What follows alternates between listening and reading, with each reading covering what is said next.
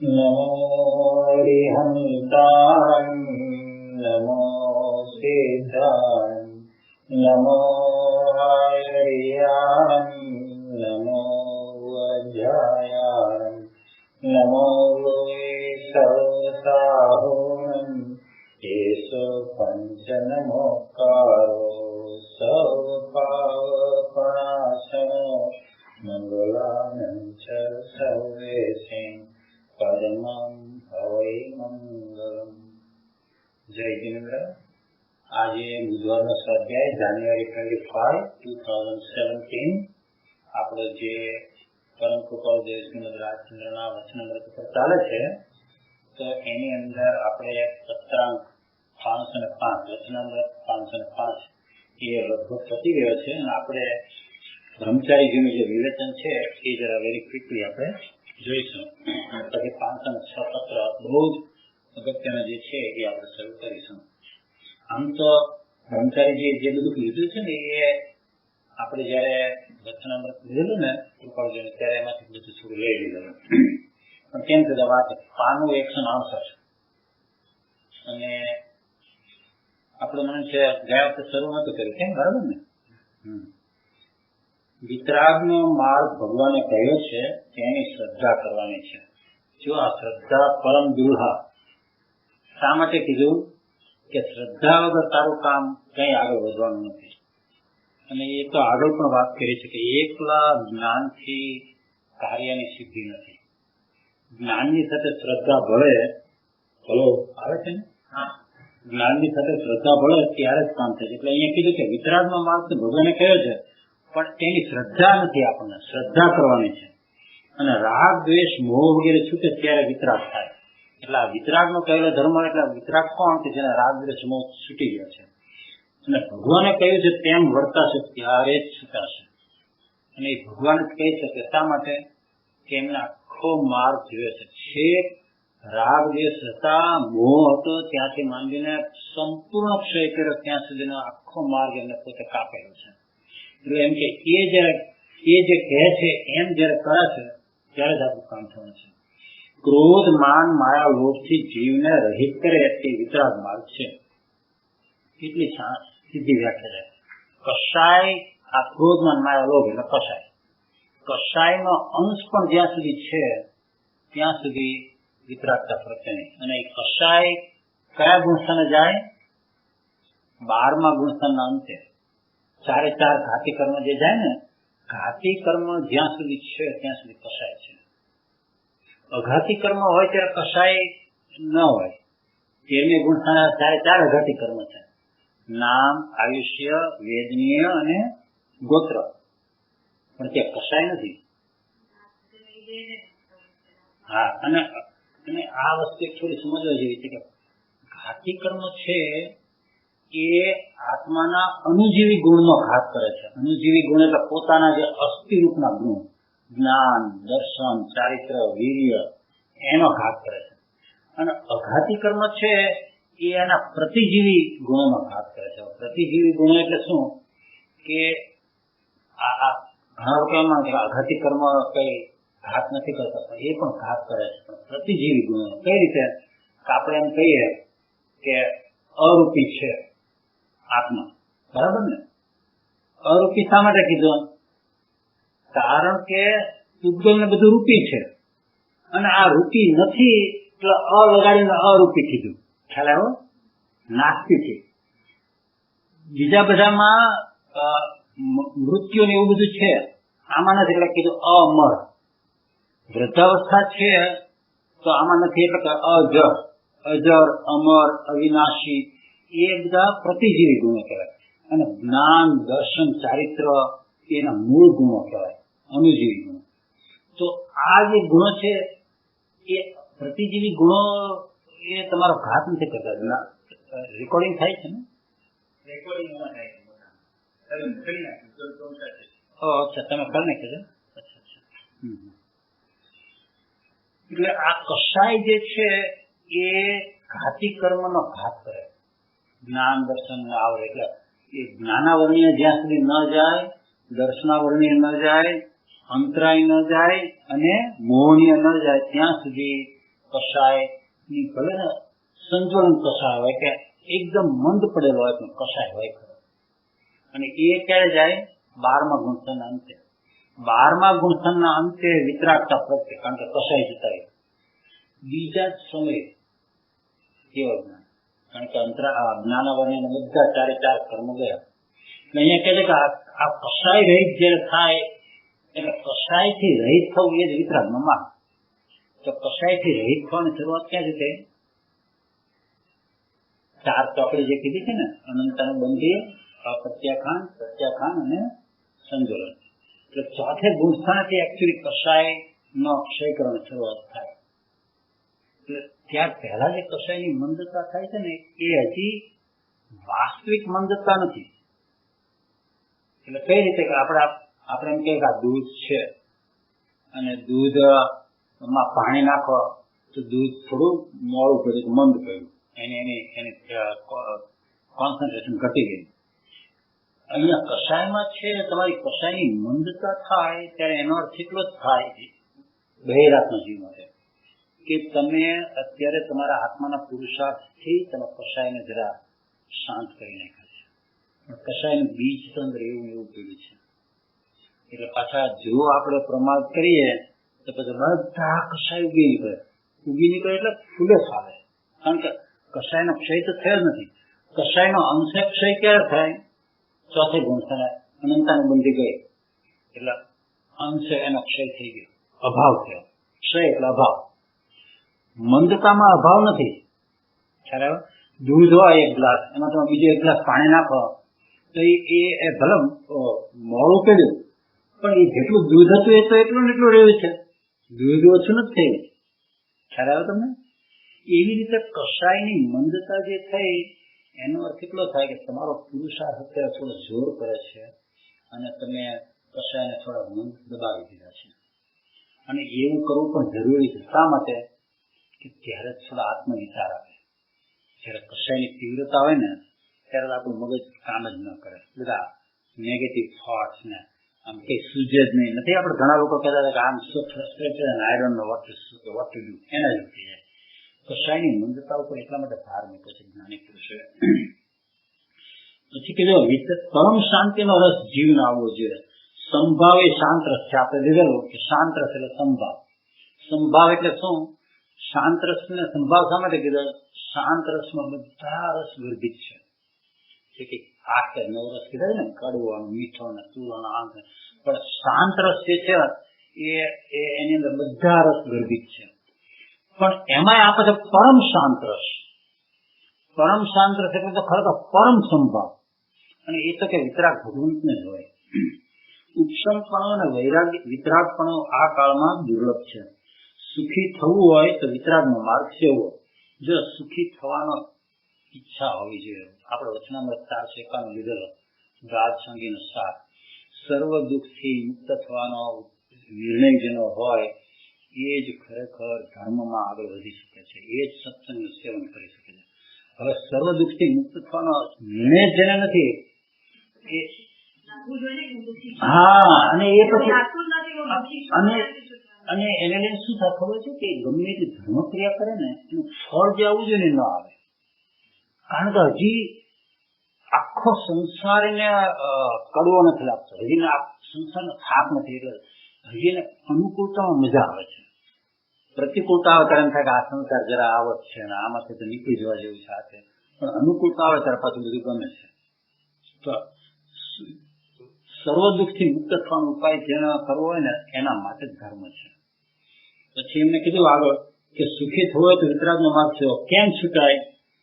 એ વિતરાગ માર્ગ વિના જાણવા ન મળે. તમારે વિતરાગ માર્ગને તો જાણવો જ પડે કે તમારે છૂટવું છે. હા, તો છૂટવા માટે તારે શું કરવું? તો કે આખો વિતરાગ માર્ગ જે ભગવાને આપ્યો છે ને એ જ વિતરાગ માર્ગ તું ઉપર ચાલીશ તો તારું સહજ રીતે થશે. સમજણ આવી મુશ્કેલ છે. જો અહીંયા સમજણ કીધું આપણે એકવાર લીધેલું. સમજણની અંદર ખાલી જ્ઞાન જ નથી, અનુભવાત્મક જ્ઞાન, શ્રદ્ધાપૂર્વકનું જ્ઞાન, ત્યારે એને સમજણ કહેવાય છે. આપણે ન કે આને ટ્યુબલાઇટ થઈ. ક્યારે આપણે કે આને ટ્યુબલાઇટ થઈ? જયારે એને ખરેખર એ સમજાણો આખો જોક્સ હોય કે જે કહેવાય એને બરાબર એનો અર્થ એને બરાબર સમજાય કે આની અંદર શું કહેવા માંગે આશય, ત્યાં આપણે કહીએ કે હવે આને આટલું કીધું ત્યારે ટ્યુબલાઇટ થઈ. એવી રીતે હવે આ સમજનો થયો. આપણે નથી કહેતા કે ઘણા છોકરાઓ નાના હોય ને રખડું હોય ને પછી ધીમે ધીમે મા બાપે ખૂબ કીધું ને પછી છેવટે રસ્તા ઉપર આવે ને તો કે હવે જો આ થોડો ડાયો થયો, હવે સમજનો થયો. નહીતર તો બહુ તોફાન કરતો હતો, નહીતર તો કઈ કામ નતો કરતો હતો. સમજણો એ સમજણ શબ્દ ત્યારે જ લાગુ પડે કે જ્યારે તમે એ શ્રદ્ધાપૂર્વક અનુભવાત્મક તમારી સમજણ આવી હોય તો જ તમે કહી શકાય. ખાલી બુદ્ધિમાં સમજાવો કે આ મારા બાપાની દુકાને જવું જોઈએ, બેસવું જોઈએ, કામ કરવું જોઈએ, તો એ સમજણ નથી. એ બુદ્ધિમાં એને બેઠું પણ પછી એવું કરે નહીં, કારણ કે એને હજી બહાર રખડવા જવાનું મન થાય, હા જવું જોઈએ પણ અત્યારે આજે નહીં, ચાલો આજે જરા રખડી આવો એમ કરીને ટાળતો જાય તો એને સમજણ ના કહેવાય. સમજણ તો ત્યારે જ કહેવાય કે એને ખરેખર એમ થાય કે એને આ જ કરવા જેવું છે, આ જ કરવું છે મારે. ત્યારે યોગ્યતા આવે ત્યારે સમજાય. આ યોગ્યતા ઉપર તો એક નાની બુક પણ લખાયેલી છે. યોગ્યતા બહુ જ અગત્યનું છે. જીવની યોગ્યતા જે છે એના વગર કાંઈ જ થતું નથી. અને યોગ્યતાની શરૂઆત ક્યાંથી થાય? બહુ જ સીધી સરળ વાત છે કે કેટલા શાસ્ત્રમાં એટલે શરૂઆત થયું નહીં, છૂટવાનો ભાવ થયો, તમારી યોગ્યતા પાપા માંડી. બોલો કેટલી સરળ વાત છે. તમને એમ થાય કે સંસારમાં નીકળવા જેવું છે, તમારી યોગ્યતા ત્યાંથી શરૂ થઈ ગઈ. હવે જો આની અંદર કઈ એવું કૃપાળુજીએ કીધું નહીં કે બે સામાયિક દરરોજ કરે તો યોગ્યતા આવે કે આ કરે કે તને સંસાર ખારો લાગવો જોઈએ તો જ તારું કામ થવાનું છે. જીવની યોગ્યતા અને સત્પુરુષનો યોગ હોય તો સાચી સમજણ આવે. હવે જો અહીંયા આપણે કીધું ને જીવના અનધિકારીપણાને લીધે તથા સત્પુરુષના યોગ વિના તે સમજાતું નથી, તેમ છતાં તેના જેવું સંસાર રોગ મટાડવાનું બીજું કોઈ પૂર્ણ હિતકારી ઔષધ નથી એવું વારંવાર ચિંતન કરવું. તો આ બે વસ્તુ ભેગી થવી જોઈએ, કઈ યોગ્યતા અને સત્પુરુષનો યોગ, સદગુરુનો યોગ. હવે અહીંયા છે ને બ્રહ્મચારી એમ કહે છે કે કોઈ વખત જીવની યોગ્યતા હતી તો સત્પુરુષનો યોગ ન મળ્યો. આ જે છે એ થોડુંક સમજવા જેવું છે. કારણ કે ઘણી વાર આપણને કે યોગ્યતા આવી ગઈ તો બધી જગ્યાએ એવું લખ્યું છે કે યોગ્યતા જો તમારી પાકી ગઈ છે તો સામેથી સદગુરુ મળશે, સામેથી બધા નિમિત્તો સારા મળશે. આ છે અહીંયા કે યોગ્યતા હતી પણ સદગુરુનો યોગ ન થયો તો ત્યાં શું કહેવામાં આવે? બહુ આ માર્મિક વાત છે, એ સમજવા જેવું છે કે બીજરૂપ યોગ્યતા થઈ હોય. કઈ રીતે? કે ધારો કે કોઈ જીવ હોય અને એના ઘરમાં કે આત્માની સુલતાની થઈ, એક એનો એકનો એક દીકરો ગુજરી ગયો કે કંઈ પણ, અથવા ફાઇનાન્શિયલી બ્રેકડાઉન થયો કે જે કે એ વખતે એને શોક લાગી હોય, એ વખતે એને એમ થયું હોય કે સારું ખરેખર આ સંસારમાં બધું આવું જ છે. અને આપણામાં કહેવત છે ને કે strike the iron when it is hot, તો જ એને તમે ઘાત આપી શકશો. પછી ઠંડુ પડી જાય લોઢું, પછી તમે ગમે એટલા એને હથોડા મારો તો એ વાપું ન વળે, કારણ કે એ તો પછી એટલું બધું કઠણ થઈ ગયું કે વાત ન પૂછો. એવી રીતે આ જીવને થોડી ઘણી યોગ્યતા પ્રગટી, કારણ કે એના જીવનમાં પ્રતિકૂળ સંયોગો આવ્યા પણ એ વખતે એને યોગ ન થયો સદગુરુમાં. એટલે પછી શું થાય કે એ યોગ્યતા ધીમે ધીમે ધીમે ધીમે ધીમે ઓછી થતી જાય. આપણે નથી કહેતા કે આ જીવને જયારે એની પત્ની ગઈ કે દીકરો ગયા ત્યારે બહુ લાગ્યું, પણ પછી તમે 10 વર્ષ પછી મળો તો એમ લાગે કે આ ભાઈ ગોઠવાઈ ગયા છે પાછળ જીવનમાં. હવે કઈ એવું લાગતું નથી. આનું એક દ્રષ્ટાંત છે અને બહુ સાચું દ્રષ્ટાંત છે. એક ભાઈ ચર્ચમાં ગયા, ખબર ચર્ચમાં ફાધર હોય ને આમ જીસસ મારા કહેતા કે you should really donate and you should do this ના, તો તમને કેટલો ફાયદો થાય, Jesus will be your saviour નામ એવી બધી ઘણી વાત કરી. એટલે આ ભાઈને ખરેખર થયું કે ના કરવા જોઈએ છે, એને નક્કી કર્યું $100 મારે આપવા છે. અને ચર્ચમાં શું થાય કે એમની જયારે પતી જાય ને જયારે વ્યાખ્યાન કરેલી શું ને કે આપણે ટોપલી કેવી રીતનું કંઈક ફેરવે અને બધા એમાં પોતાની ઈચ્છા પ્રમાણે નાખે. તો એ આવતી હજી ઓલા પાછળ બેઠા ને તો એને એમ છે કે $100 તો બહુ કહેવાય, બીજા બધા $1 ને $5 મૂકતા હતા. તો કે ના હું કે એના બધા 50 મૂકીશ. હજી એની પાસે ટોપલી આવે તો પેલા કે ના 50 મૂકવાની જરૂર નથી, હું 40 એમ કરતા કરતા $1 ઉપર આવ્યો ને $1 નાખ્યો. જો એ વખતે ટોપલી એની પાસે હોત કે જયારે એને ખરેખર આમ અંદરથી થયું તેને સો મૂકી દીધા. ટોપલી નો કાળ જયારે એની પાસે આવી ત્યારે એનો યોગ જે હતો એની યોગ્યતા હતી એ ઓછી થઈ ગઈ.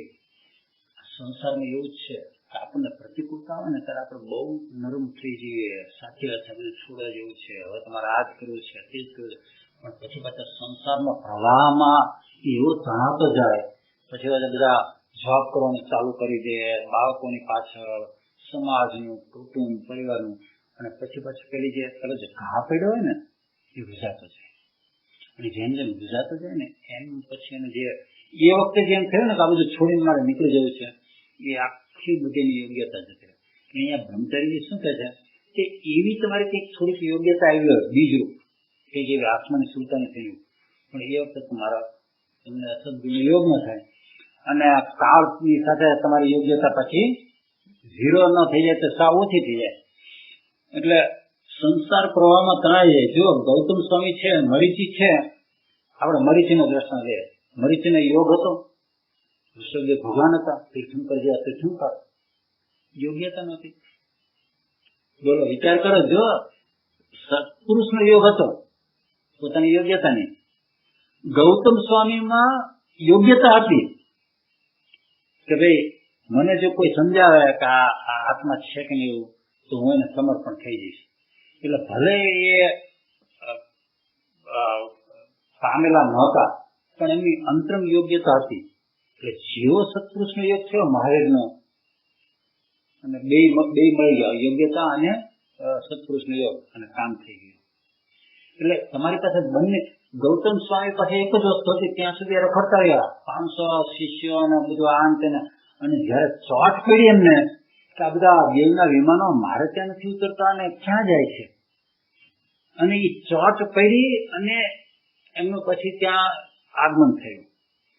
મરીચીને તો બોલો ત્યાં નથી, એમના ઘરે જ ઋષભદેવ ભગવાન અને ભરત ચક્રવર્તી, શાયક સંકિતી. બોલો આનાથી વધારે કયો યોગ હોય શકે સત્પુરુષનો? તેમ છતાં યોગ્યતા નહોતી. એટલે આવો સત્પુરુષનો યોગ થયો તો તોય રખડી પડ્યા. હવે તમે જો એવી રીતે વિચાર કરો ને તો ઇલાયચી કુમારનો વિચાર કરો. તો ઇલાયચી કુમારની પાસે અંતરંગ યોગ્યતા કેવી હતી, પણ એવા ભારે કર્મનો જે આવ્યો એટલે નચડીની પાછા પાલો થયેલા. અને આમ તો થોડા ઘણા કંટાળા પેલા રાજા ત્રીજી વાર ચડવાનું, એમ ચોથે, અને એમાં યોગ થઈ ગયો પેલા મુનિ જે ભરતદાની. એટલે એમની જે અંતરંગ યોગ્યતા હતી ને એ બહાર આવી. શા માટે આપણે આની વાત કરીએ છીએ કે ઘણી વાર આપણે છે ને સંસ્કાર એટલા ઊંડા નથી લાગતા. આપણે અત્યારે ધારો કે માનો કે અહીંયા તીર્થંકરનો યોગ નથી, કદાચ સત્પુરુષનો યોગ ન હોય કે અહીંયા અમેરિકામાં કંઈ કહ્યું, પણ જો આપણે આપણા સંસ્કાર ઊંડા નાખીએ ને તો એ સંસ્કાર બીજા ઘરમાં ઉગી નીકળે. પણ જો સંસ્કાર કાચા હશે ને તો શું થશે? સંસારના પ્રવાહમાં તણાઈ જઈએ, પાછું યોગ થાય ત્યાર પહેલા. એટલે એ આ સંસ્કાર તમે કેટલા ઊંડા નાખ્યા છે એના ઉપર આધાર રહે છે. એટલે વિષય જો સંભૂતિ મુનિ લઈએ, ધારો કે સંભૂતિ મુનિનો વિચાર કરો, બહુ સરસ દ્રષ્ટાંત છે. સંભૂતિ મુનિ કોણ હતા? જે બ્રહ્મદત્ત ચક્રવર્તી હતા ને એમના આગલા ભાવમાં એ સંભૂતિ મુનિ હતા, પંચમહાવર ધારી હતા. અને એમના વિષયની લોલુપતા જે અંદર થોડી ઘણી રહી ગઈ હતી, ઇવન મુનિ દશામાં, એના મૂળ ઊંડા હતા. પોતાના પંચમહાવર્તના પાલનનું અને પોતાની સંસ્કાર, જે સારી સુવૃત્તિના સંસ્કાર એટલા ઊંડા નહોતા, અને ઓલા વિષયના લોલુપતાના મૂળ ઊંડા હતા. તો શું થયું કે જે ચક્રવર્તીની સ્ત્રી રત્ન વરવા આવીને ઓલા રેશમી વાળ અડી ગયા હાથે, અને પેલા વિષય લોલુપતાના સંસ્કાર જાગી ગયા. કેમ જાગી ગયા? કારણ કે પહેલા સંસ્કાર બહુ જોરદાર નહોતા, પહેલા સંસ્કાર બહુ ઊંડા હતા, અને જે પંચમહારતનું પાલન બધું કરતા હતા, પણ તેમ છતાંય હજી ઓલા બીજને બાળી નહોતા શીખ્યા વિષય લોલુપતાના, અને જાગે છે. જો આના પર આપણે સમજવાનું છે કે આ સંભૂતિ મુનિ જેવા જે આવા પંચમહાવર્ત ધારી, એ પણ જયારે ખરેખર જો સંસ્કારનું એટલું બળ નથી તો કેવા તણાઈ જાય છે. અને વિચાર કરો કે ક્યાંથી ક્યાં જતા રહ્યા, ત્યાંથી સાતમું ચક્રવર્તી થઈને સાતમી નરકે જતા રહ્યા. બોલો, વિચાર કરો તમે. આપણને ઘણી વાર વિચાર આવે કે એવી રીતે તમે શ્રેણિકનો વિચાર કરો. તમે જો શ્રેણિક રાજા છે અને એમનામાં યોગ્યતા આવી ગઈ. ક્યારે આવી ગઈ યોગ્યતા? કે બોધ મેળો આપે અને એમને પોતે યોગ્યતાના મૂળ એટલા ઊંડા નાખ્યા સંસ્કાર કે ઇવન એમનો દીકરો મારવા માટે આવતો તો ત્યારે પણ ખરેખર એમની શ્રદ્ધા ડેગી નહીં. અસ્થિરતાનો દોષ હતો પણ શ્રદ્ધા ડેગી નહીં અને ટકી રહ્યા. નહીતર તો આ આવતી 24 પહેલા તીર્થંકર પદ્મનાભ પણ ન થઈ શકે.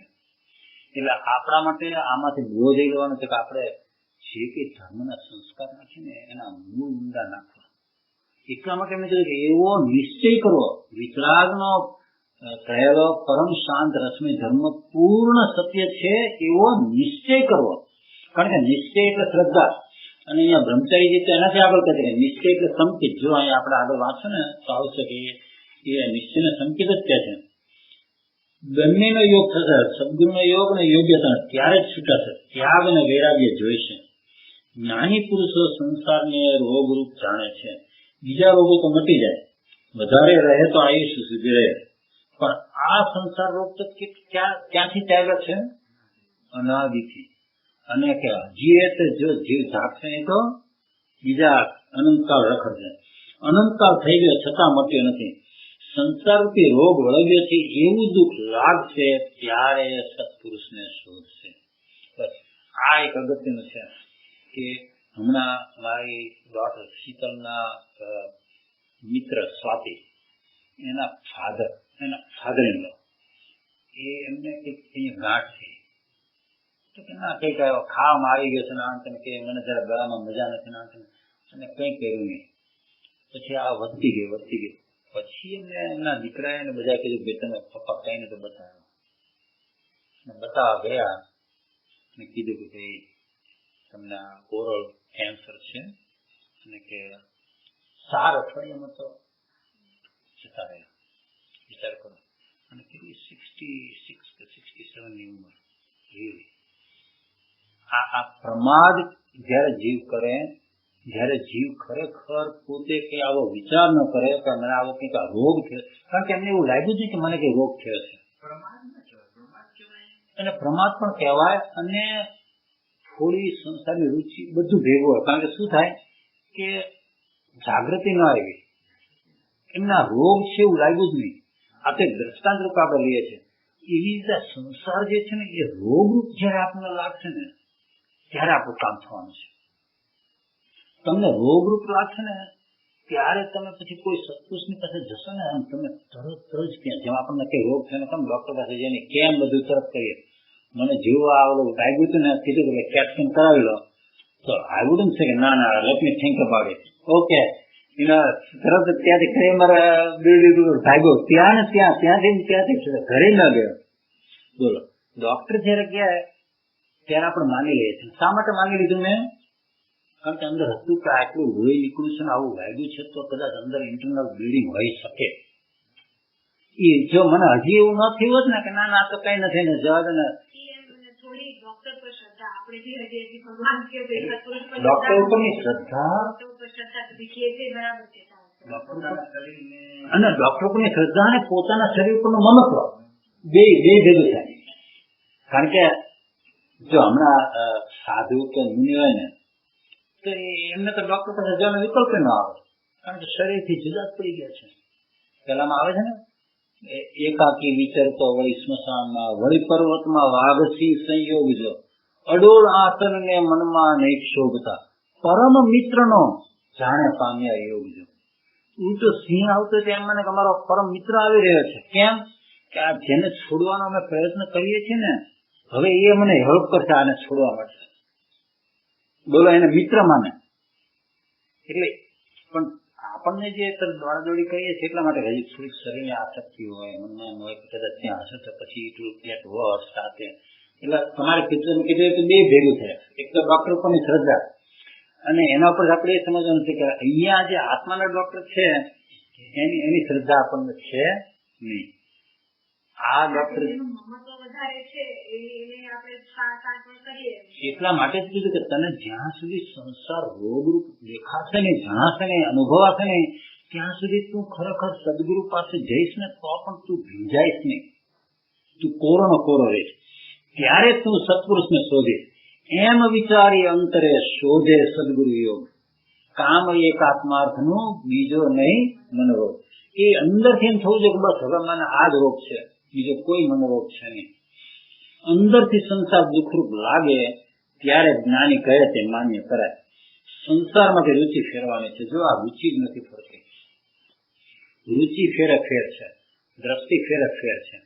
આપણે યુટર્ન લેવાની વાત કરી હતી ને, આપણે આ દિશામાં જતા અને યુટર્ન લેવાનો છે, એ યુટર્ન લેવાનો ગમતો નથી. બહુ બધું થોડો સ્લો થઈ જશે અને એમ માનશે હું ધર્મ કરું છું. તો હવે તો હું પેલા દેરાસરે જઉં છું, હવે હું તિથિ પાળું છું, હવે હું રાત્રે ખાતો નથી આ અને એમાં એ સંતોષાઈ જાય છે. એટલે એ જે દિશામાં જતો તો ખોટી દિશામાં, એ દિશામાં જવાનું ચાલુ રાખ્યું, પણ જરા ધીમો પડી ગયો ને તો એવું છે જાણે કે યુટર્ન લઈ લીધું. કારણ કે આ બધી જે ક્રિયા જે છે, આપણે એકવાર લીધેલું કે આ ક્રિયા છે શું છે, આંગળી ચીંધવા રૂપ છે. આ બહુ સમજો. પત્રાંક 631 કૃપાળુદેવ મેં આના પર ત્યાં 3 સ્વાધ્યાય કરાવ્યા હતા. પાલડી જ્ઞાન કૃપાળુદેવે એટલી સરસ રીતે સમજાવ્યું છે કે ભાઈ જેમ નાના બાળકને આપણે એ આમ જોઈ ન શકે આખા આકાશમાં ઊંચે ચંદ્રને, તો આપણે આમ આંગળી ચીંધીને કે જો દીકરા આ બાજુ તું જો ત્યાં. ઘણી વાર તો એને આમ આંગળીથી ચીંધીએ ને તો એને ન દેખાય, કારણ કે હજુ બીજનો ચંદ્રમાં કેવું નામ હોય ને, તો પછી આપણે શું કરીએ કે જો આ આંગળીને જો પેલી વૃક્ષની ડાળી છે ને એ તો દેખાય છે ને, જો અહીંયા તો કે હા બસ એ આ આંગળીને વૃક્ષની ડાળી ને એને તો આગળ જોતું આગળ, તો કે હા કે પપ્પા હવે ચંદ્ર દેખાણો. બુદ્ધ જીવ આંગળીને ચંદ્ર માની લે છે. ખ્યાલ આવે તમને? આ જે શુભ ક્રિયા જે છે એ આંગળી ચીંધવાનું છે કે ભાઈ આ શુભ ક્રિયાથી ધર્મ નથી, પણ શુભ ક્રિયાને અનુરૂપ તું તારા ભાવ કરીશ, પરિણામ કરીશ. ભાવ પ્રાણ જેને કહે છે ને ક્રિયાના, ત્યારે તારું કામ થવાનું છે. એ ભાવ પ્રાણ પ્રગટાવવા માટે શુભ ક્રિયા છે. જો આ બહુ સમજવું છે. કૃપાળુદેવે તો બહુ મોટો ચાપખો માર્યો છે પત્રાંક 631 આપણે ખાલી લઈને પછી આપણે જઈએ 482. અને જો બીજો પેરેગ્રાફ છે ને જે 631 એમાંથી નીચેથી 5મી લીટીથી એમને લખ્યું છે આત્મજ્ઞાન રહી શકે એવી પાત્રતા પ્રાપ્ત થવા તથા તેમાં સ્થિતિ થાય તેવી યોગ્યતા આવવા એ કારણો ઉપદેશે છે. કયા કારણો? યમ નિયમ આદિ સાધનો છે. આગળ લખ્યું છે એ પેરેગ્રાફની શરૂઆતમાં છે. તત્વજ્ઞાનીઓએ એથી એવા હેતુથી એ સાધનો કયા છે. આ ક્રિયાઓ બધા યમ નિયમ સામાયિક પ્રતિક્રમણ બધું, પણ જીવની સમજણમાં શાંત ફેરવાથી, ઊંધો ફેરવાથી, ઊંધી શ્રદ્ધા હોવાથી, દ્રષ્ટિ ફેરવાથી તે સાધનોમાં જતી રહ્યો, અથવા તે સાધન પણ અભિનિવેશ પરિણામે ઘરે આંગળીથી જેમ બાળકને ચંદ્ર દેખાડવામાં આવે તેમ તત્વજ્ઞાનીઓએ તત્વનું તત્વ કહ્યું છે કે ભાઈ આ જે અમે તને બધી ક્રિયા કરવાનું કહીએ છીએ એ એટલા માટે કે ક્રિયાને અનુરૂપ તારા પરિણામ કરવા માટે કરીએ છીએ. કારણ કે દારૂના પીઠામાં બેઠા બેઠા બિયરની બોટલ હાથમાં રાખીને તને એવા ભાવ આવશે નહીં. એટલા માટે અમે તને દેરાસરમાં લાવીએ છીએ. તું થોડું ચૈત્યવંદન કરે, તું કંઈક થોડું ઘણા પૂજા પાઠ કરે, એ વખતે જરા વાતાવરણ એવું હોય તો તારા અંદરથી એવા ભાવ ઉઠશે. એ ભાવથી કામ થવાનું છે. એટલે ક્રિયા જે છે એ આંગળી ચીંધવાનું છે, અને એ આંગળી શેના ઉપર છે, સામે ચીંધે છે એવા પરિણામ કરવા માટે. હવે જીવ એવા પરિણામ તો કરતો નથી અને એમ કે ભાઈ અમે તો આટલી સામાયિક કરીએ છીએ અને અમે તો આટલું કરીએ છીએ. એટલે કૃપાળુજી કીધું કે આ કે જીવની સમજણમાં શાંત ફેરવાથી એ સાધનોને ધર્મ માની લે છે, અને એ સાધન ધર્મ છે ને એ પણ એ સાધનથી ધર્મ તરફ પહોંચાય છે. હવે તો મોક્ષને માટે જ જીવવું છે. મોક્ષનો માર્ગ એ જ પરમ તત્વ છે, તેનો મને સદાય નિશ્ચય રહ્યો. જો કૃપા બ્રહ્મચારી કે નિશ્ચય એ જ સંકિત છે. બોલો ક્યાં સુધી વાત થઈ ગયા. અને આ વાત છે ને અમુક અંશે સાચી છે. જો તમે વિચાર કરશો ને તો દાદા ભગવાન આના પર બહુ ભાર મૂક્યો છે. એમ કે છે ને કે જ્ઞાન આપી દીધું અને સંકિત થઈ ગયું. ત્યાં દાદા ભગવાનની થિયરી એ છે કે તને એવો જો નિશ્ચય થઈ જાય કે ભાઈ કે રિયલ ને રિલેટિવ કે છે ને કે ભાઈ તારો શુદ્ધાત્મા છે એ જ તું છે, અને આ જે છે રમેશ જે છે રમેશ રૂપી દેહ ને એ રિલેટિવ છે, અને એ રિલેટિવ ની રાખ થવાની છે, અને પછી તને બીજો દેહ મળશે એ પાછું રિલેટિવ છે, અને એ રિલેટિવ ને આધાર આપનાર કોણ? તારો પોતાનો શુદ્ધ આત્મા, એ તું છે. કે તને આ જો શ્રદ્ધા બેસી ગઈ અને તને આવો પાક્કો નિશ્ચય થઈ ગયો, સમજી બ્રહ્મચારીજી એ જ કીધું, આ નિશ્ચય થવો કે વિતરાગનો કહેલો પરમ શાંત રશ્મિ ધર્મ પૂર્ણ સત્ય છે એવો નિશ્ચય રાખો. આ જેનો પાક્કો નિશ્ચય થાય ને એને સંકિત આજે ને તો કાલે થઈ જાય, પણ નિશ્ચય એવો હોવો જોઈએ કે પછી એમાં લગે નહીં, તો જ એનું કામ થાય. એ યથાર્થ સ્વરૂપ મારા હૃદયને વિશે પ્રકાશ કરો, એ જ પરમ ધર્મ છે, એ જ માનવું, એ જ કરવું, અને એની જ ભાવના કરવાની છે. એ ભાવનાથી અપૂર્વ ફળ મળશે. ભાવના ભવનો નાશ કરનારી છે. ભાવના એવી કરે કે જન્મ મરણ છૂટી જાવ, માયા આદિ ભાવ છૂટી જાવ તો મોક્ષ થાય. જો ભાવના પણ સાચી કરવી, ભાવે ભાવના ભાવી અને બધું કહીએ છીએ, પણ જો ભાવના અંતરની નથી અને ખાલી બોલવામાં છે તો એને વંધ્યાવત કીધી છે. જેમ વંધ્યા સ્ત્રીને બાળક ન થાય ગમે એટલા પ્રયત્ન કરે તોય, એવી રીતે એવી વાંધણી ભાવનામાંથી કદી ધર્મ પ્રગટે નહીં. અંતરના ભાવમાંથી, અંતરથી જે ભીંજાયો હોય અને અંતરથી ને ઉગે કે ભાઈ મારે હવે આ જ કરવા જેવું છે, તો જ એનું કામ થાય. જે સંસારથી કંટાળ્યો હોય તેનાથી એવા વચનો કહેવાય, જન્મ મરણ બંધન લાગે ત્યારે છૂટું થાય. જો જન્મ અને મરણ બે બંધન લાગે છે, ત્રણે ત્રણ બંધન લાગે છે. જન્મ પછી જન્મ અને મરણ વચ્ચે શું છે? કંઈક છે જીવન. જન્મ, જીવન અને મરણ, એ બધું એને જેને ખારું લાગે ને કે ભાઈ આમાંથી તો મારે નીકળવું જ છે, કારણ કે આ બધું મને રખડવાના છે. આ જીવને બંધન નથી લાગતું. અનંત કાળથી જે કંઈ કરતો આવે છે તેનું ફળ કલેશ આવ્યું છે. આવા રસ્તે તું ન જાય, એમ જ્ઞાની પુરુષ પુકારીને કહે છે. વિચાર આવે ત્યારે સમજાય કે આ રસ્તો દુઃખનો છે. કર વિચાર તો પામ. કૃપાળુ દેવે બધી જગ્યાએ વિચાર ઉપર એટલો બધો ભાર મૂક્યો છે, વાત પૂછો. અને એને એ અહીંયા બ્રહ્મચર્ય અહીંયા આગળ પણ આવે છે ને, હવે પછીનો જે પત્ર લેવાનો છે ને 506, એમાં તો ગજબની વાત કરે છે.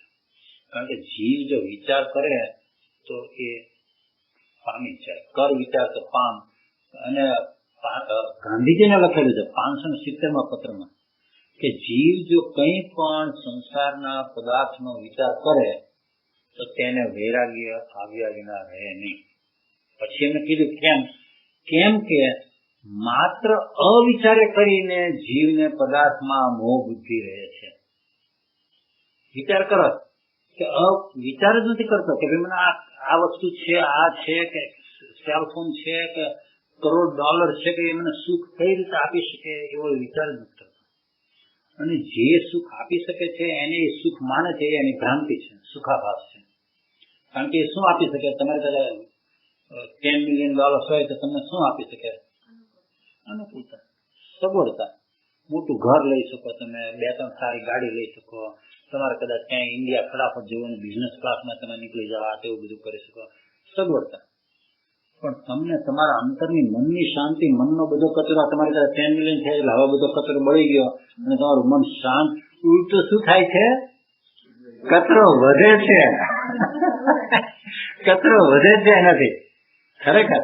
કારણ કે હવે આ પૈસાનું શું કરવું, કઈ રીતે ઇન્વેસ્ટ કરવા, કઈ રીતે વધારતા રહેવું, એમાંથી મિનિમમ 10% રેટ ઓફ રિટર્ન મળે છે કે નહીં, આ તે કેટલાય વિચારોમાં એ પાછો સુકાતો જાય. અને તેમ છતાં પાછો આમ તંગડી ઊંચી રાખે, કારણ કે બીજા બધાની હાજરીમાં તો આઈ હેવ $10 મિલિયન, એની ગરમી રહેતી હોય એને. પણ એ ગરમી કઈ છે? આત્મભ્રાંતિની ગરમી છે. એમ માને છે કે હું સુખી છું, બાકી તો ખરેખર એ મૂકીને જ જવાનો છે. અને એ જીવ જયારે ખરેખર મરણ પથારી પર, ડેલ કાર્નેગીએ તો કેટલું સરસ લખ્યું છે, બહુ વિચાર કરવા જેવો છે. ડેલ કાર્નેગીએ મરતી વખતે એના સેક્રેટરીને પૂછ્યું કે, અને એના સેક્રેટરીની સાથે 30 વર્ષથી એનો પર્સનલ આસિસ્ટન્ટ પીએ, અને કે તને ભગવાન ચોઈસ આપે કે તારે આવતા ભાવમાં ડેલ કાર્નેગી બનવું છે કે એના સેક્રેટરી બનવું છે, તો તું કે શું બને? એને એમ હતું કે જેની પાસે $10 બિલિયન હોય અને ઓલો સેક્રેટરી જે ખાલી $10,000 પગારમાં હોય, એ તો ફંડ લઈને કહેવાનું નથી કે ભાઈ ડેલ કાર્નેગી, અને એને કીધું કે સેક્રેટરી. ડેલ કાર્નેગી બેઠો થઈ ગયો કે વોટ ડુ યુ મીન, કે સમજાવ મને કે સાહેબ કે મેં તમને 30 વર્ષનું જોઉં છું, તમે બધા દોડતા જ રહ્યા છો, પણ ક્યાંય તમે કાયમા નથી.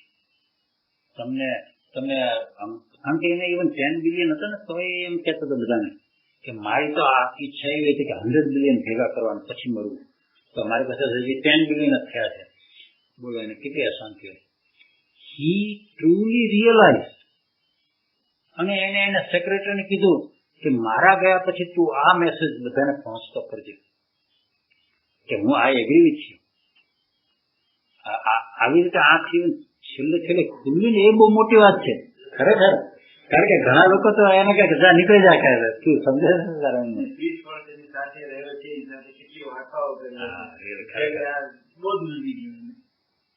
3 દિવસ બાકી હોય મરવાને, અને જેને આંખ ખુલી જાય ને એ પામી જાય છે.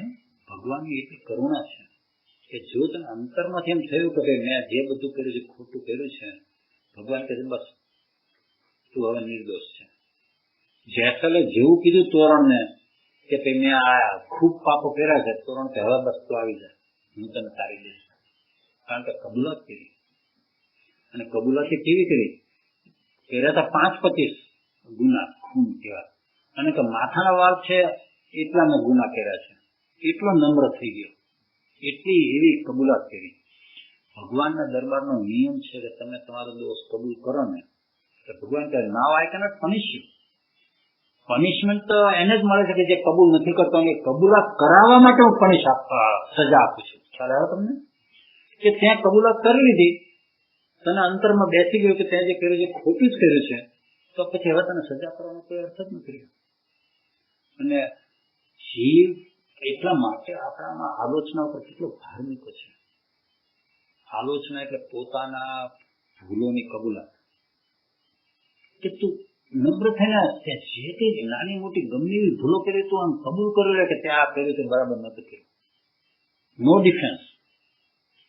એવી આલોચના કરે એના પછી પ્રતિક્રમણ ને પ્રત્યાખ્યાન એની સાથે આવે છે, પછી બીજી વાર એવી ભૂલ કરતા વિચાર કરે. પણ જેને ઓલો મીઠાની દુકડમના ભૂજો કરીને ખમાવું છું, એ જીવ પાછળ અહીંયાથી બહાર નીકળે એટલે પાછો હતો ત્યાં નથી. બધા જ્ઞાની પુરુષોએ આ સંસારને પસાર કર્યો છે.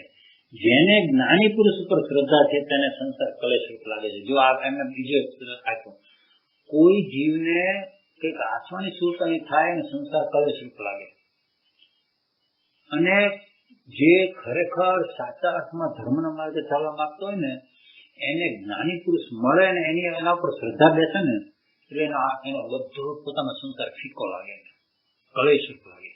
ઓહો કે અહીંયા જ શાંતિ છે, આ જ્ઞાની પુરુષ પાસે જ હું રહું છું ત્યારે જ મને શાંતિ અનુભવાય છે. અને એ શ્રદ્ધાને લઈને એ જ્ઞાની પુરુષથી વિમુખ થઈને ઘરે જાય ને ત્યારે એને ખબર પડે કે કેવી અશાંતિ છે.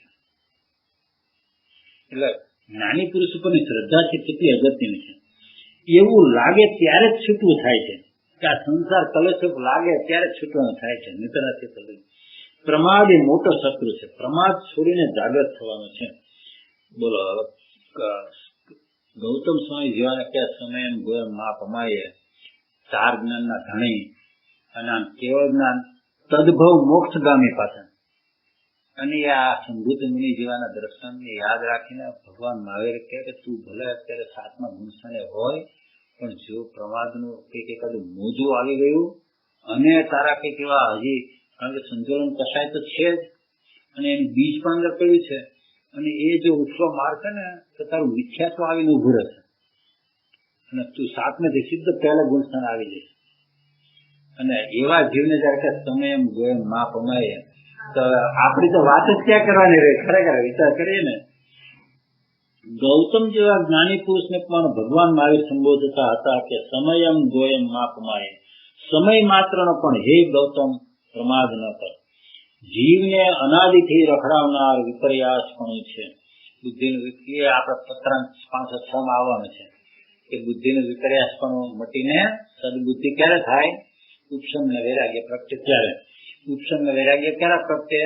તો કે ઉપદેશ બોધ ફળે ત્યારે.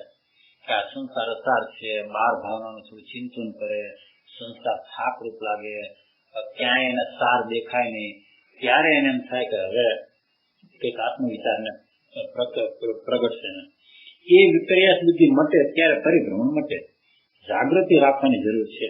મોહને લીધે જીવ 11 નથી પડે છે. બોલો, મોહનું બીજ કેટલું બળવાનું છે કે 3 ચોકડીને તોડી નાખી અને મોહને સાવ ખોખલો કરી નાખો, અને તેમ છતાં એ 11મો ગુણસ્થાન એવો ઉછલો મારે છે અને ત્યાંથી પાડે છે. બોલો, વિચાર કરો. આપણને આ ખૂબ વિચાર કરવા જેવો છે કે આ મોહનું બળ જે છે, એટલે આમ તો મોહનું બળ એટલે બીજું કાંઈ નહીં, જીવનો પોતાનો જ મોહ.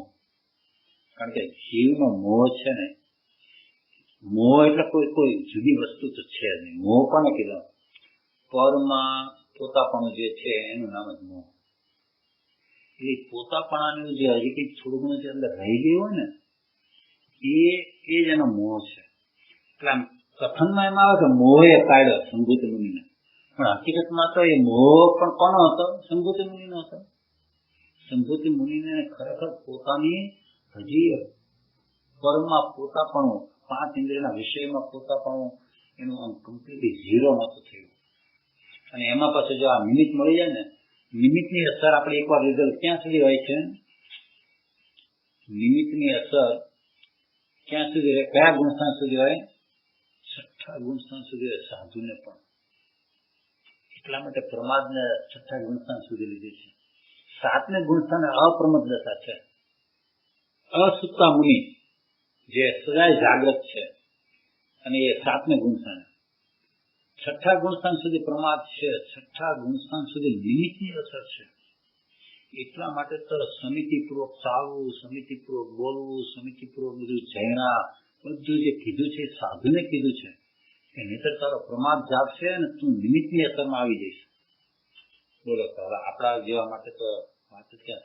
એટલા માટે કૃપાલજીએ 636માં લીધું કે જે નિમિત્તે કરીને હર્ષ થાય છે, જે નિમિત્તે કરીને તને શોક થાય છે, જે નિમિત્તે કરીને તને બધા વિભાવ થાય છે, એ નિમિત્તનો ત્યાગ કરીએ જ છૂટકો. તું જે એમ માનતો કે હું હોશિયાર છું, હું બધા પાર્ટીમાં જઉં છું, પણ હું તો થોડો અલગ રહીશ ને પછી વહેલો નીકળી જઈશ ને આમ ને તેમ એમ મનને મનાવીને જાય, પણ એ નિમિત્તની અસર કરે જ. અને એ પછી જયારે એકલો પડે ને ત્યારે એ બધા નિમિત્તની જે અસર હોય ને બધી ત્યારે એ ઉછલો મારે. અત્યારે આપણે બેઠા હોય સત્સંગમાં, ત્યારે નિમિત્ત એ બધા એવા સંસ્કાર ઉછલો ન મારે. એ અત્યારે સંસ્કાર થોડા, એનું નામ જ માયા કીધી છે. માયા છે ને એ સત્સંગમાં, શિબિરમાં બધામાં દબાઈને બેસી જાય શાંતિથી એક ખૂણામાં અંદર. કે અત્યારે આ ડાય થઈ જાય કે અત્યારે આ જીવ જરા બળુક થયો છે ને, હમણાં એને જે થોડું ઘણું બધું કરવું છે ને કરવા દે. પછી અહીંયાથી બહાર નીકળશે ને એટલે હું ઊભી છે માયા. અને કે પછી એની પાસે સેલફોન હાથમાં લેવડાવીશ ને, સેલફોન ઉપર બધા મેસેજ જોવડાવીશ ને, બધી વાતો કરાવીશ ને, પત્નીને ફોન કરશે, આમ કરીશ તેમ કરીશ. માયા સત્સંગના વખતે, સ્વાધ્યાયના વખતે, તમે સત્પુરુષના દર્શન માટે ગયા હોય ત્યારે, તીર્થક્ષેત્રમાં ગયા હોય ત્યારે માયા થોડી દબાઈ જાય, દૂર ન થાય, દબાઈ જાય.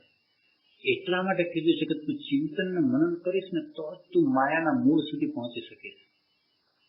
અને જીવ મોટાભાગે ચિંતન ને મનનમાં આવતું જ નથી. એ વાંચન કરશે, સત્સંગ કરશે, શિબિરમાં જશે, દર્શન કરવા માટે પાલિતાણા કે જુનાગઢ કે બધું દોડાદોડી કરશે, બધું કરશે, પણ ચિંતન ને મનનમાં નહીં આવે. હું પરિવાર, મારો ભત્રીજો, અમે સારંગા 5 દિવસ ગયા હતા અને અમે 2 જ જણા, અને જાણી લઈને અમે શ્વેતાંબરની ધર્મશાળામાં ઉતર્યા નહીં. કારણ કે શ્વેતાંબરની ધર્મશાળામાં તો ધડા ધડીને ધમાધમી હોય, બસો ઉપર બસો આવતી હોય, તારંગા એટલે અજીતનાથ ભગવાનનું એટલું સરસ જાણીતું દેરાસર છે. અને દિગંબર મંદિર કે દિગંબર ધર્મશાળા ને એમાં 2 જણા 4 જણા 5 જણા હોય, શાંતિ હોય. તો અમે બંને ક્યાં ઉતરેલા 5 દિવસ અમે એટલી સરસ સાધના કરી હતી કે હજી આજે પણ યાદ કરી છે, 4 વર્ષ પછી પણ એટલી અપૂર્વ શાંતિ. અમે બંને પહેલા પોતપોતાનું કરીએ, પછી અમે સાથે બેસીને થોડું ધર્મ ચર્ચા કરીએ, પછી પાછા અમે થોડું ચિંતન મનન કરીએ, પછી ધ્યાનમાં બેસીએ. આમ કઈ જ બીજી પ્રવૃત્તિ નહીં. 11:30 વાગે જમવા જવાનું, થોડું ઘણું જમીને પાછું રૂમમાં આવવાના. આમ કઈ જ બીજું કઈ જ નહીં ખરેખર. અને પછી બાહુબલીજીની બહુ સરસ મોટી ગયા છે ને તારંગા, બહુ સરસ નથી ગયા, બહુ સરસ છે. તારંગા એટલે ઉત્તર ગુજરાતમાં ઈડર થી હજી પણ આગળ, પણ 4 સિદ્ધ ક્ષેત્ર ગુજરાતમાં છે અને તારંગા ઘણો છે. જે તીર્થક્ષેત્ર થી 3.5 કરોડ મિનિમમ મુનિઓ મોક્ષે ગયા હોય એને સિદ્ધ ક્ષેત્ર કહેવાય. પાલિતાણા, ગિરનાર, તારંગા અને પાવાપુરી કેવું છે ને, જે બનાવ્યું છે ને, જે આબુની નજીક ત્યાંથી પણ એમ કહે છે. એટલે ઓલી પાવાપુરી જુદું જે બિહારમાં છે ને એની. એમ તારંગાનો તો તમે ઇતિહાસ વાંચશો તો તમને એમ થશે કે પાલિતાણાનો જેવો ઇતિહાસ છે એના કરતા પણ 9 કરોડ મુનિવર ત્યાંથી ગયા છે. નાની ટેકરી જેવું છે, ટેકરી જેવું છે. એટલા તો મિનિમમ ત્યાંથી તો 9 કરોડ ગયા છે, પણ 3.5 કરોડ તો મિનિમમ જવા જોઈએ, તો જ એને સિદ્ધ ક્ષેત્ર કહેવાય. બહુ આ અજીતનાથ ભગવાનની પ્રતિમા તમે જોશો ને ત્યારે તમને ખ્યાલ આવશે કે કેટલી જૂની છે. એમ કહેવાય છે કે બીજા તીર્થંકરોને જેમ શંખેશ્વરનું કહેવાય છે ને કે બીજા 9મા તીર્થંકરના કાળમાં એ પ્રતિમાની પૂજન ને બધું થયેલું. પાર્શ્વનાથ ભગવાન આટલું બધું મહત્વ શા માટે છે ખબર? 24 તીર્થંકરમાં કોઈ પણ તીર્થંકરની પ્રતિમાની સૌથી વધારે પૂજન થયું હોય તો એ પાર્શ્વનાથ ભગવાનની પ્રતિમાની થયું. દેવ લોકોમાં અમુક તીર્થંકરોના કાળમાં એની પ્રતિમા શોધાયેલી ને એનું પૂજન એવું બધું થયું. એટલા માટે તો પાર્શ્વનાથ ભગવાનનો તો ચમત્કાર સૌથી વધારે કેટલા 102 કેટલા છે ને જુદા જુદા જીરાવાલા પાર્શ્વનાથ ને, શંખેશ્વર પાર્શ્વનાથ ને. જ્ઞાનમાં આવ્યું હોય ને, જ્ઞાનમાં કોઈને આવેલું હતું કે આ રીતે તીર્થંકર કેમ કીધું અમારી 24માં થવાના છે. ક્યારે કીધું? હજી તને 1 કરોડ પરિભ્રમણ બાકી હતું ત્યારે. અને જ્ઞાનમાં કોઈને આવેલું કે ભગવાન મહાવીર આમ થવાના છે, આવી એની પ્રતિમા બનાવી હોય. એ પ્રતિમા પછી મળે કોઈને અને જ્ઞાની મુનિઓ એ કહે કે આ તો જે આના પછી 23માં તીર્થંકર થવાના છે પાર્શ્વનાથ, એમની પ્રતિમા છે. એટલે એટલું બધું બહુમાન આવે ને પછી એની પૂજા થાય ને પછી દેવ લઈ જાય ને એની પૂજા કરનાર છે. એમ કહેવાય છે કે પાર્શ્વનાથ ભગવાનની જેટલી એમની પ્રતિમાનું જેટલું પૂજન થયું છે એટલા બીજા કોઈ તીર્થંકરનું થયું નથી. 4 જ્ઞાનના ધણે એટલે જાગે મોહને લીધે જીવ 11 નથી પડે છે. જીવને મોક્ષ થતા સુધી અનંત ભય છે. સંસાર તો અનેક વિઘ્નોથી ભરેલો છે, એમ તીર્થંકર ભગવંતે કહ્યું છે. મરીથી જે ભગવાન મહાવીરનો જીવ એક વિરોધી વચન બોલ્યો તેથી તેને કેટલા ભાવ કરવા પડ્યા. બોલો, વિચાર કરો. આપણે કોઈ દિવસ મેં હું ફરીને કહેતો હોય છે, કોઈ દિવસ કોઈ પણ નાની ના વિશે આપણને ઇવન ધારો કે શ્રદ્ધા ન હોય, ચાલો ફૂલચંદ શાસ્ત્રી છે કે કોઈ બીજા રાકેશભાઈ હોય કે કોઈ બીજા આપણે સાયલાવાળા નવીનભાઈ, અને કોઈ એને માનતું હોય કોઈ એને ન માનતું હોય, પણ ન તમે માનતા હોય ને તો પણ મધ્યસ્થ થઈ જવું. કારણ કે એ જ્ઞાની પુરુષના અનાદરમાં અનંતા જ્ઞાની પુરુષનો અનાદર છે. એક જ જ્ઞાની પુરુષના અનાદર તમે કરો, તમે એમ કહો કે એ તમે આમનું જ ખાલી કીધું છે, બાકી મને તો બીજા બધા જેટલા છે આત્માનંદજીના આંત બધા પ્રત્યે એટલો બધો પૂજ્ય ભાવ છે કે વાત ન પૂછો. ભગવાન કહે છે કે આ એક જ્ઞાની પુરુષને અનાદર કર્યો, તને જ્ઞાનીનું અને જ્ઞાનીના જ્ઞાનનો અનાદર છે. એટલે તું બીજાનો જે આદર કરે છે ને એ પણ તથાકથિત સો કોલ્ડ આપણે કહીએ છીએ ને એ જ તારો રિયલ આદર નથી. એટલે આપણે છે ને કદી પણ જયારે કોઈ પણ હોય દાદા ભગવાન હોય કે કોઈ પણ બીજા હોય આપણે ન જાણતા ને તો મધ્યસ્થ થઈ જવું કે ભાઈ કેવડી જાણે આપણો વિષય નથી. એમ છે ઘણા લોકો કેટલો બધો અભિપ્રાય આપી દેતા છે કે આમનું તો આમ છે ને આમનું તો તેમ છે ને ફલાણું છે અને જાણતા ન હોય અને જો કોઈ જ્ઞાની પુરુષનો વિશે બોલવાનું થાય એવા ભારે કર્મ બંધાય, એવા નિકાચિત કર્મ બંધાય કે એને જોતા જોતા આપણે જોવાઈ જઈએ કેટલાય ભાવ ત્યાં સુધી તે ઉપર ના આવે. તેને કેટલા ભાવ કરવા પડે. માટે તીર્થંકરો ચેતાવે છે કે જ્યારે પ્રારબ્ધનો ઉદય હોય ત્યારે વધારે ચેતતા રહેવું, નહીં તો કોણ જાણે કેવા કર્મ બંધાશે. એનું કંઈ કહેવાય નહીં. જ્ઞાની પુરુષ કહે છે કે જો તને માર્ગ સમજાય છે તો હવે પ્રમાદ ન કર. મનુષ્ય બહુ દુર્લભ છે, કોઈક વાર મળે છે. એવા મનુષ્ય બહુ પણ પૂર્વે અનંત વાર પ્રાપ્ત થયા છતાં કંઈ પણ સફળ પણ થયું નહીં. કારણ કે આપણે ભલે એમ કહીએ મનુષ્ય બહુ દુર્લભ છે, પણ કેટલી વાર મેળવ્યો છે? અનંત વાર મેળવ્યો છે. એટલે એટલા માટે 12 ભાવનામાં દુર્લભ કોને કીધું ખબર છે? જે 12 ભાવનાની અંદર બોધિ ધર્મ, બોધિ દુર્લભ ભાવના ને બોધિ ધર્મ દુર્લભ ભાવના કીધું છે. તો કે તને ધર્મ તો કેટલી વાર મળ્યો છે? આપણને જૈન કુળમાં જન્મ, આપણે સમોવસનમાં જે આવ્યા છીએ એટલે ધર્મ પ્રાપ્તિની દુર્લભ, ધર્મ નો યોગ થવાની દુર્લભતા નથી, પણ બોધિ એમાંથી બોધ પ્રગટવો, આપણને બોધ થવો, સમ્યક થવું, એની દુર્લભતા છે. એક વાર સમ્યક થયું તો તું આ સંસારમાં હોય જ નહીં, સંદર્ભમાં તું નીકળી ગયો હોય. માટે જ્ઞાની પુરુષો ચેતાવે છે કે હે જીવ, મોહમાંથી જાગૃત થા, નહીં તો રત્ન ચિંતામણી જેવો તારો મનુષ્ય ભાવ નિષ્ફળ જશે. મનુષ્ય ભાવમાં મોહનો ક્ષય કરી શકાય છે. જો આ બીજા બધામાં મોહનો ક્ષય નથી કરી શકાતો, દેવલોકમાં નહીં, ત્રિયંશમાં નહીં, કોઈ જગ્યાએ નહીં, અહીંયા જ છે. મોહનો ક્ષય કરવો હોય તો કરી શકાય એવી વસ્તુઓ પણ મળી છે. બોલો, આપણને બધું મળ્યું છે ને, કેટલી વાર આપણે વાત કરી છે. તે જ્ઞાની પુરુષની આજ્ઞા છે. શું કેટલી વસ્તુ મળી? તેમાં સૌથી વધારે મોટી વસ્તુ કઈ? જ્ઞાની પુરુષની આજ્ઞા. એ આજ્ઞા મળી હોય તો ઉપાસની. ધર્મ આરાધન વિના રુચિ પલટાય નહીં. આ બહુ સમજવા જેવું છે કે ધર્મનું આરાધન કરવું હોય અને તમે કરો તો રુચિ પલટાય. ધર્મનું આરાધન એટલે શું? જ્ઞાનીની આજ્ઞાનું આરાધન. આણાએ ધમ્મો, આણાએ તવો. તેમ કરી મને જ્ઞાનીની આજ્ઞા પ્રાપ્ત થવો, એવી ભાવના પાવવી. જ્ઞાનીની આજ્ઞાથી જ મોક્ષ છે એવું જીવને દ્રઢ થવું જોઈએ. આજ્ઞાનું મહાત્મ્ય લાગે ત્યારે સ્વચ્છંદ વગેરે દોષો જાય અને આજ્ઞા એ જ ધર્મ છે. કેટલા છે? ચલો આપણે સરસ કર્યું મારું સાચો. ચાલો, અને આવતા વખતે આપણે સીધે પત્રાંક 5-6 શરૂ કરીશું.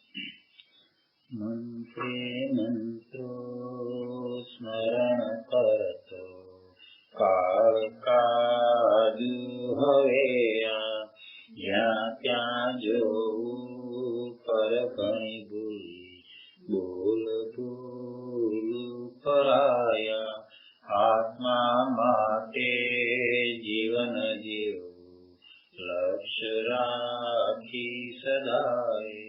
પામું સાચો જીવન કરતો મોક્ષ માર્ગી થવાની. પામું સાચો જીવન કરતો મોક્ષ માર્ગી થવાની. સદગુરુ દેવ કી જય, પરમ કૃપાળુ દેવ કી જય, ત્રિલોકના નાથ કી જય, સબ સંતન કી જય. કદાચ કઈ પણ આગમ વિરુદ્ધ બોલાયું હોય તો હરિયમ શબ્દ ભગવાનને સાક્ષી અને તમારા બધાને સાક્ષી મિચ્છામી દુક્કડમ. જય જીનેન્દ્ર, જય પ્રભુ. તમે છે ને એક કામ કરજો, ખરેખર આ જે વસ્તુ છે ને, જોકે આમનો ફોન, આમનો ઈમેલ આવ્યો હતો અને એમ કહેતા હતા કે એમનો આવવાનો વિચાર હતો, પણ એમનો ફ્લુ થયો પાછો.